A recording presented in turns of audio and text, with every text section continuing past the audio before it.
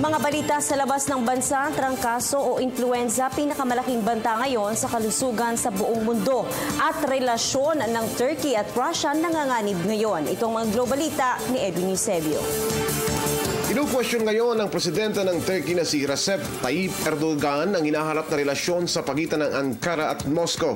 Kasunod ito ng maraming ulat ng paglabag at panghihimasok ng mga eroplanong pandigma ng Russia sa airspace o himpapawid ng Turkey, partikular sa hangganan nito sa Syria. Sa kanyang mensahe, idiniin ni Erdogan na may mga ginawa ang Moscow-Russia tanggap-tanggap para sa Turkey. Ipinatawag na ng gobyerno ni Erdogan ang embahador ng Russia sa ikalawang pagkakataon. Nagbabala na rin laban sa Moscow si Turkish Prime Minister Ahmet Davutoglu. Sa ilalim anya ng rules of engagement ng Turkey, pinapayagan ng mga sundalo nito na puntiryahin at pabagsakin ang anumang eroplanong pandigma na pumapasok sa Syria dahil sa paglabag sa Turkish airspace. Tinawag ngayon ng US Public Health ang influenza o trangkaso bilang nag-iisang pinakamapanganib na sakit na kinakaharap ng mundo.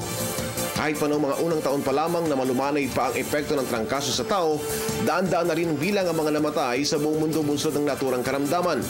Ito ay ayon kay Dr. Tom Frieden, ang Director ng US Centers for Disease Control and Prevention o CDC.